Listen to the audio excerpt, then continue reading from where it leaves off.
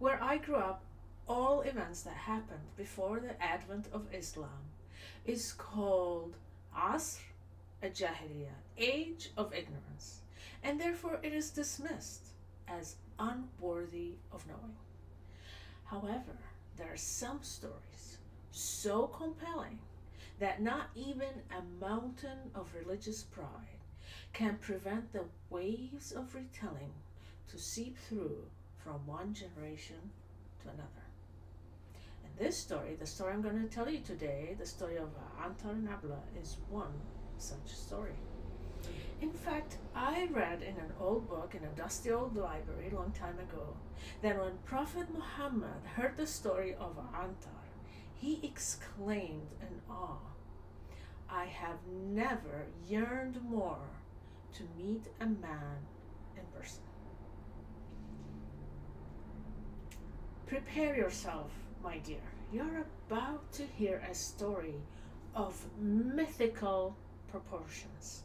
Not only is it historically true, I am willing to wager that if you placed Steven Spielberg, Shahrazad, and Stephen King in a room and let them knock their heads together for 1001 nights, they could not come up with a better narrative.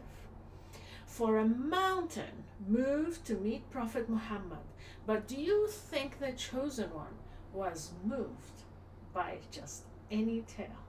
Antar, whose full name was Antar ibn Shadad al-Absi, was born in the 6th century in Najd, in a place that today is located in northern part of Saudi Arabia. When he was born, he was called Antar ibn Zabiba, and Zabiba was his mother, a slave from Africa. And his father was, well, back then, you didn't ask the son of a slave who his father was. It was a rude question or an inconvenient one. For only a free man gets to brag of lineage and heritage, and a son of a slave is just the son of a slave. And so when he was born, he was called Antar ibn Zabiba. However, most members of Beni Abs called him, "Hey you," or "boy," or they summoned him with hand gestures and finger snaps. They didn't bother learning his name. There was something exceptional about Antar right from the beginning. At first, only his mother knew, but soon it was hard to disguise. By age 9, he could go grab a stray sheep, carry it on his shoulders, and bring it back to the flock. At age 12, he was able to carry 4 pails of water and carry them back to encampment without any help or without any rest, when the rest of the slaves could carry only one at a time. And after that, he just grew and grew and grew, and his muscles bulged out, and his curly, shiny hair shined in the sun, and there was this raw, brutish physicality about him. Then one day, things changed for Antar by an unexpected encounter. He was in his master's tent refilling the water jug, where he glimpsed his master's wife in the sleeping quarters combing the hair of a young woman named Abla. Abla's hair was smooth as silk. Her skin was the color of wheat.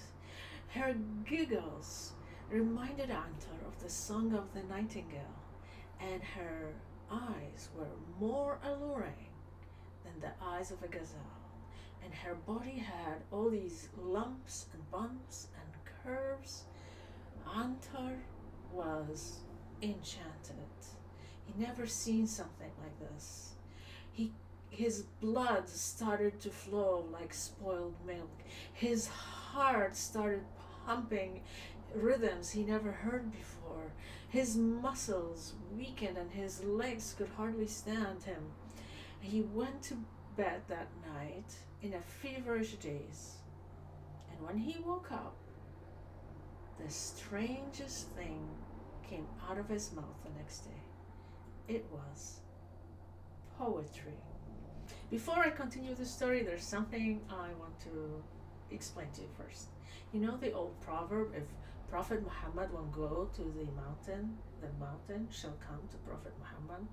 Well, that proverb is unfamiliar to us from the Middle East because it was made up in the West. When God decided to impress the Arabs, he had to come up with a new trick.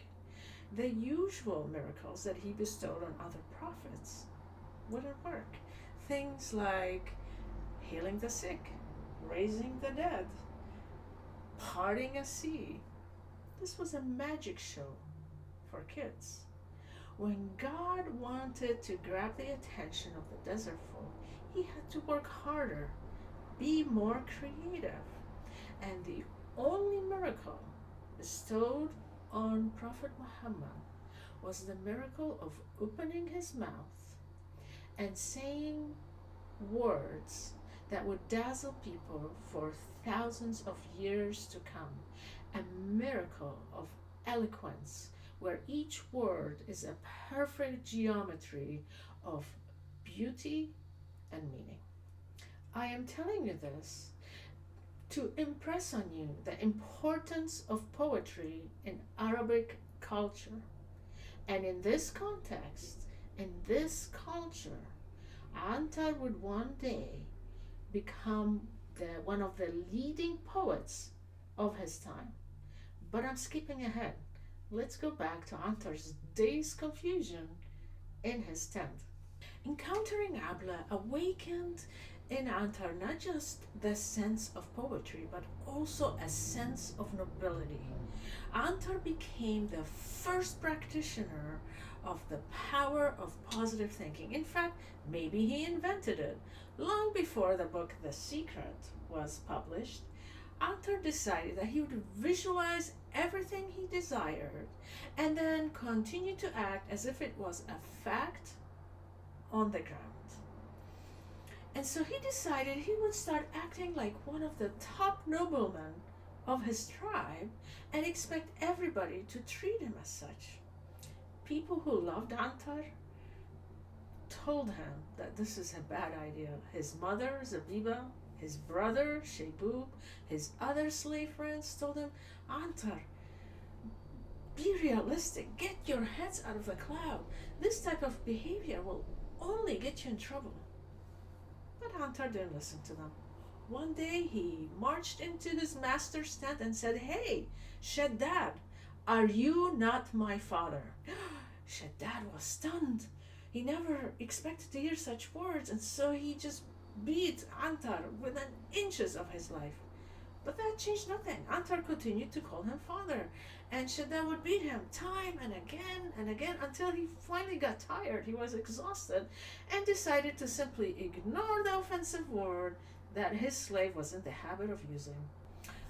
One day, Antar walked into the sword maker's workshop and asked him for a sword. The sword maker laughed at him. What need does somebody who spends his day herding sheep and carrying water has with a sword? Swords are for fighters, and fighters are usually free men, because a free man has something to fight for because he has something to lose. What does a slave have to lose? If we are raided by some other tribe, you'll just become the slave of some other master. It won't make any difference to you. Well, Antar got angry, punched the swordmaker, and ransacked his workshop. The swordmaker finally relented and said, Okay, fine.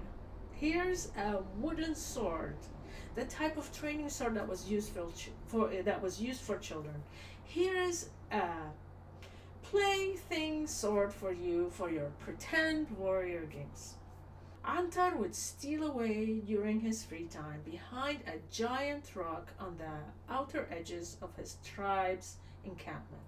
And there he would fantasize that he was a great warrior of his time. He would slice and dice the air, fight the sand dunes, and play in all kinds of imaginary sword games, pretending he was a great warrior of his time. One day, the tribe of Hat raided Beni Abs, All the great warriors saddled their horses and forged forth to fight the enemy. Antar was left behind, as usual. The woman decided to take advantage of the absence of brothers and husbands and fathers and went to the oasis to have a little bit of fun. But 20 of Hut's warriors encircled the encampment and attacked the women, attempting to kidnap them for slaves. Abla shouted, "Help! Help!" When Antar heard Abla's voice asking for help, a volcanic rage erupted in his chest. He ran forth and strangled the man attempting to kidnap Abla with his bare hands. And then he took his sword and proceeded to fight the rest of the 20 men all on his own. And as he sliced and diced in clothing soaked in blood, at one point he roared like a lion. And whomever wasn't afraid and ran away in terror was killed. All the women were grateful to Antar for rescuing them, and each one took turns saying thank you. Finally, it was Abla's turn to express her gratitude to Antar. She sauntered towards him, swaying her hips, and looked at him with those mesmerizing eyes, and touched his forearm with one finger, and said, "Thank you, Antar. I will make sure everybody in the tribe finds out about your bravery today." Antar's heart nearly melted. His legs barely could bear his weight. He felt lucky he didn't faint on the spot. When the leader of the tribe, the sheikh of the tribe, Sheikh Malik, heard of what Antar did that day, he summoned him into his tent. Antar presented himself to the sheikh and felt greatly honored. The sheikh thanked Antar and fed him lamb with rice cooked in milk with his own hands, which is a great gesture of honor towards Antar. On that day, Antar was freed. He was awarded a horse called Abjar, and he was given a sword, a very special sword that was called a dhama, which means thirsty. Antar was extremely happy, but he wasn't satisfied. There was one more thing he wanted, and the sheikh could not award it to him. He approached Shadad one more time and asked to be acknowledged as his son. Shadad was reluctant at the beginning, but finally said, "All right, I acknowledge you as my son, but I hope you do a better job obeying me as my son than you did as my slave." Shadad walked away, biting his lips and shaking his head in disbelief at his own words. From then on, Antar, son of Zabiba, became Antar, son of Shadad. But all was not well in the tents of Bani Abs. Before we continue the story, there's something I want to tell you. I am a big fan of using a frame story as a literary narrative. A frame story means that you use a story within a story. I love this literary device so much, I've used it in all the novels I have written. And I've used this story as the inner story in my novel, Take the Highway. So if you are curious about how this story could be used as a reference point in a modern day setting, read Take the Highway. Also, I invite you to continue this conversation by joining my mailing list. Go to iHaveTheCom/free-ebook and you will receive a free ebook of a hand-illustrated picture book for grown-ups as a special gift from me to you. But back to the sand dunes of Arabia. Try to put yourself in the shoes of all the young men of Bani Abs. each one working hard to impress his father and community, each one hoping and dreaming to earn the regard of his community and the looks of adoration of the young woman of Bani Abs. And then one day, out of nowhere, a man comes in, taking all the limelight, even though this person has no preparation, no training, and much disadvantage. There was much discontent and resentment brewing in the tents of Bani Abs. And everywhere Antar went, there were whispers behind his back. People said, "Look at him. He's not one of us." However, Antar was busy with a different matter altogether. Behind the giant rock where he was practicing with the sword, now he was practicing new moves. Daily he met there with Abla. He regaled her with his poetry, told her fun stories of his adventures, stole kisses, and they played all sorts of games together. Laughter entered Antar's heart, and life became the rainfall that the deserts crave. Assured of Abla's feelings toward him, he gathered all his courage and approached her father, asking for Abla's hand in marriage. Abla's father was not very enthusiastic about the prospect of his daughter marrying Antar. But he came up with a clever scheme. Instead of saying no, he said yes. But he asked as a dowry for Abla 3,000 red camels. Now, red camels are very rare because most camels are beige or sand in color. And the only person that ever owned such a beautiful herd was King Nu'man in Iraq. And so Abla's father thought, if Antar doesn't die crossing the desert, and for sure he will die crossing the desert, he will die fighting with the king's soldier attempting to steal this herd, right? So Antar charged forward with the aid of his horse. He crossed sand dunes and sandstorms. He nearly died in a sand pit, but barely alive, he emerged in Iraq and was taken hostage by the king's soldier while attempting to steal the herd of camels. In shackles, he was placed before the king. The king was very angry. "Who dares steal from me?" Antar identified himself. The king was surprised. "You are Antar? The man that I heard so much about? The man whose reputation has crossed the desert? The Antar I heard of is brave and honorable. The Antar I heard of is not a thief."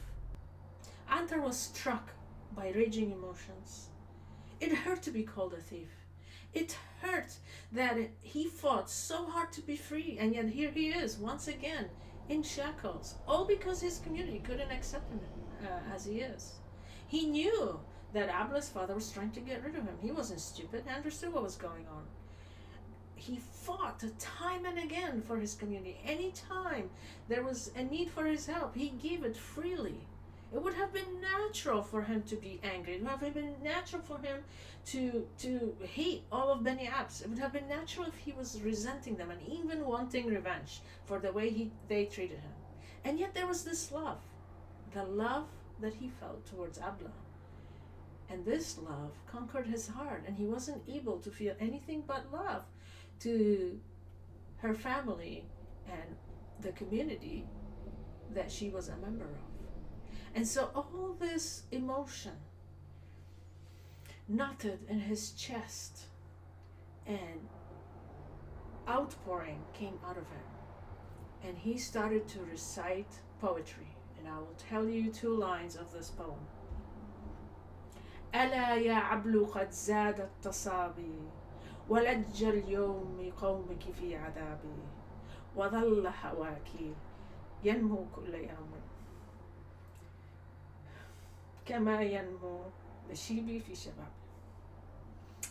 King Narman heard these words and was transported to a time where he too was a young man and in love.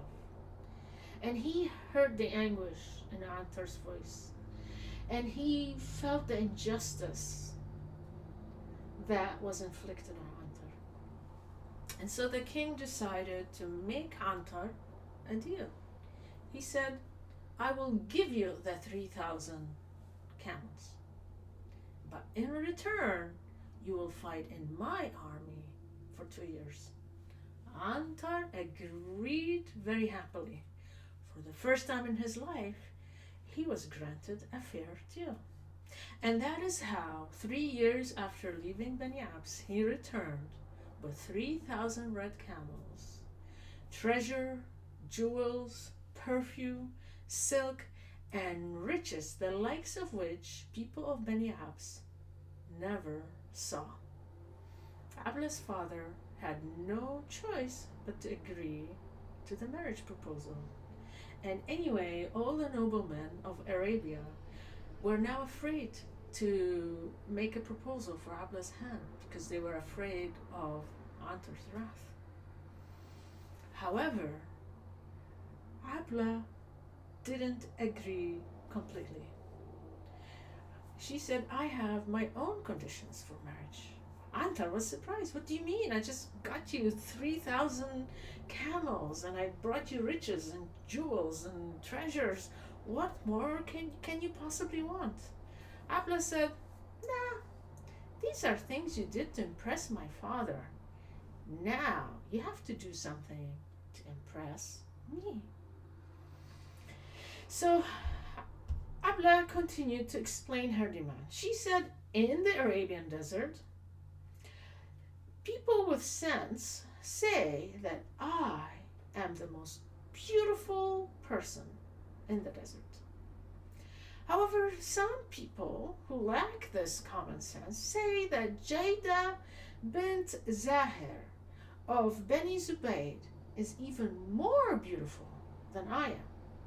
Well, I want to settle this argument. I want you to go and capture Jada and bring her to me so that she will become my servant on my wedding night. And all people who come to my tent to congratulate me on my nuptials, they'll see us side by side.